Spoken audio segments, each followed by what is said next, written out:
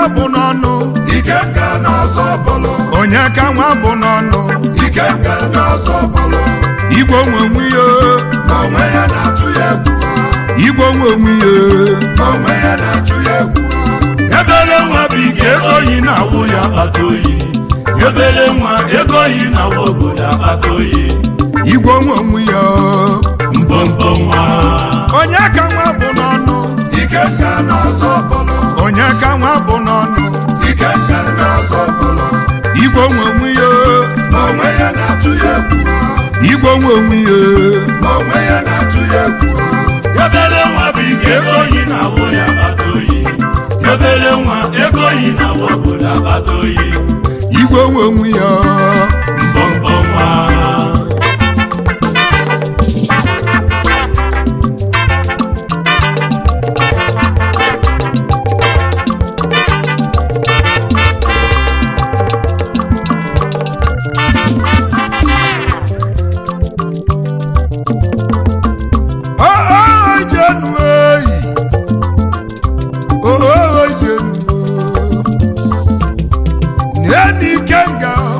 Ikenga n'ọzọ bụlụ igwe onwe ya ma onwe yi na-atụ ya egwu Ikenga ndị ọzọ bụlụ ọgaranya onye ka nwa bụ n'ọnụ Ikenga n'ọzọ bụlụ onye ka nwa bụ n'ọnụ Ikenga n'ọzọ bụlụ igwe onwe ya ma onwe ya na-atụ ya egwu igwe onwe ya ma onwe ya na-atụ ya egwu obere nwa bụ ike ego yi na-awụ ya akpata oyi obere nwa ego yi na-awụ obodo akpata oyi igwe onwe ya mbombo nwa sele ide idere seliye idere seliye na nne m ụlọ yi mụọ na vileji a na-akpọ eze nwere ike n'ukunu ọzọ bụlụ na-ekwusigo ka nne mụrụ odogwu mana nna ya bụ lechi Aloysius akpụ n'ọnụ ọgaranya mana nna ya na-anwụlugo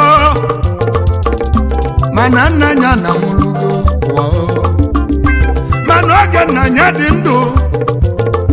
na nna ya na-anya tipa nna ya dị ndụ na nna ya nọ na nlọ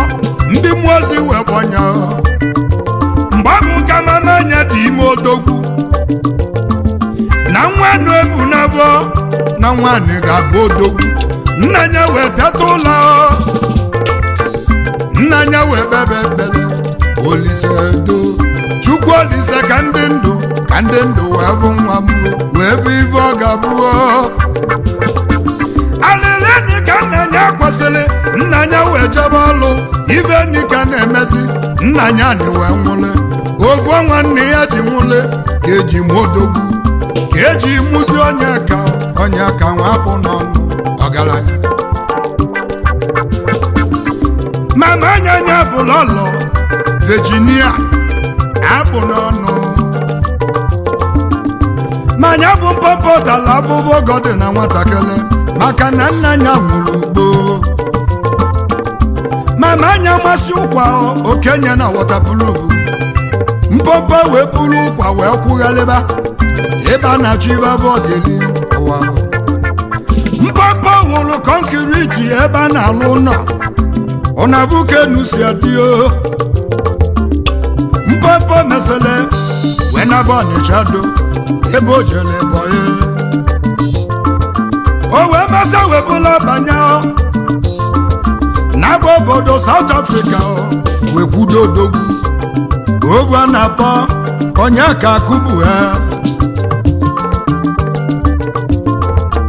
etu Niko si bute ego o wee bụ ụmụ kọmpani akịa kọmpani a na-akpọ Eagle WC Nigeria Limited Eagle WC Pty Limited ịchọbụ ụlọ gị mma WC ngwongwo eji achụ ụlọ mma Ichanego WC. ịchọ water system dị mma Ichanego WC. ịchọlụ jacuzzi dị mma Ichanego WC. washing hand basin mara mma Ichanego WC. shawa na-agba ọgụma Ichanego WC. ngwongwo eji achụ ụlọ mma Ichanego WC. Otek moto spare parts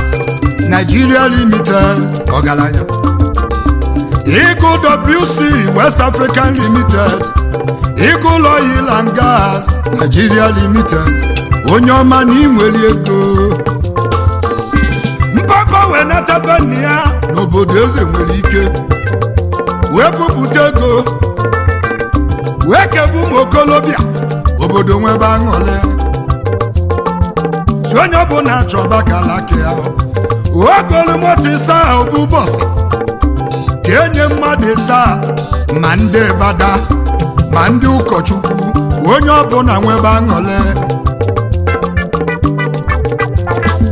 ọ bụ na ịbịazi eze nwere ike tata eze nwere ike dịgo ka London maka odogwu maka ibe ọlụlụ n'aka n'obodo eze nwere ike ma ndị be anyị n'ukunu ụnụ ka anyị na-agwa ka anyị were obi ukunu onye odogwu n'aka maka na oge ma ọbụma ụwa ụzọ na-ekwere ọlụlụ n'eze nwere ike odogwu lụrụ nye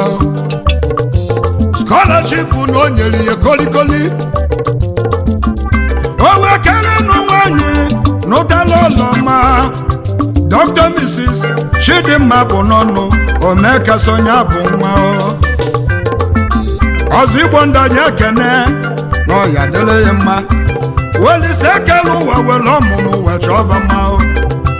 o wee mọlenya Ikechukwu akpụ n'ọnụ ka nsi yọ Chukwu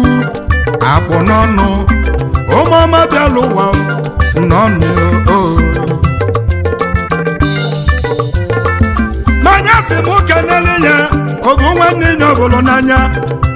azụ ka akpụ n'ọnụ the magic man na India magic money na India ayaka na ekene ọnagugo ma ndị be anyị ndị Igbo abịa na South enwere mmadụ na-atọ keliba itulube keliba itulube babando mmadụ na-atọ ide nsenseba kedu ndị bụ babando mmadụ na-atọ n'aka anyị na-agụlụ nụ onye izizi bụ onye ka apụ n'ọnụ mpompo n'ọzọbụlụ ibubo n'ọzọbụlụ onye nke bụọ ka a na-akpọ Chief Ndubeze Okolie igwe Ndubeze n'ihe ọma onye ọma ọkụ na-enye ife ndị ọlụ nwaji ugo nne ya n'ihe ọma na anya ekene Chinemeze na South ọgaranya n'inwere iwe kenele m ụlọ ụlọ Dr. Mrs. Ozioma Okolie Stainless nwanyị dị mma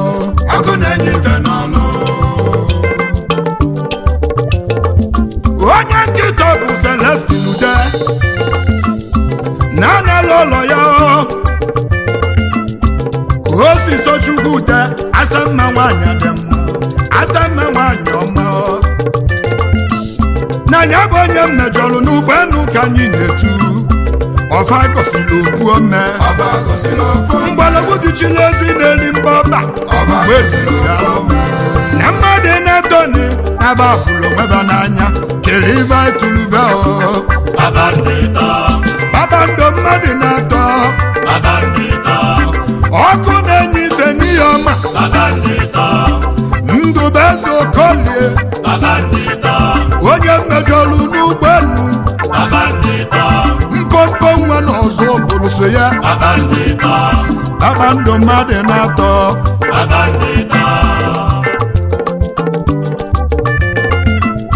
ma basị m kenele ibe Chief Sunday Mmụọlokwu Eze Chinyelude n'Ozobolo banye Blessed Sonny and Blessed Money Eze Chinyelude onye ọma n'ịdị mma ana nwanne ya Osita Joseph Mmụọlokwu Ernest Mmụọlokwu MM Hotels Nigeria Limited Osita Mmụọlokwu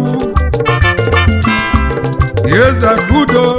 Akudo n'Ozobolo nwanne ya mụsịrị su agba ezi oyi mụ dalu elu Chukwu na-eche ọgaranya ife na anụ ụkpọ Tony Nwamokwe alụsị na-egbu mmadụ nwere onye ọ na-enyere aka Timo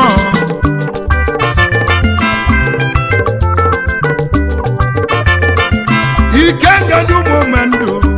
na Gulelu alụsị na-egbu mmadụ nwere onye ọ na-enyere Achibubetus Akeze Akwenwebe ndị ụgbọ niile Akwenwebe CEO Evite Switch and Socket Akwenwebe and all electrical fittings onye ọma Akwenwebe Rodunye Akwenwebe Chibatani Chimezi Ajiri Chukwu ọnwa na anụ ụgbọ ọnwa du n'Igbo du n'oyibo Amala Chukwu Akolie odogwu n'ihe ọma Keneli Muchibelolo Chukwuka Nwokolie Ikenga na Ezinivite Nnewi Kisijo Nnewi South Managing Director Unique Royal Hotel na Nnewi Managing Director Unique Electrical Ventures Limited Nyoma Negado Academy Electrical na Alaba Negado Nana Lolo ya Chinwendị Nwokolo ọmọ obi dị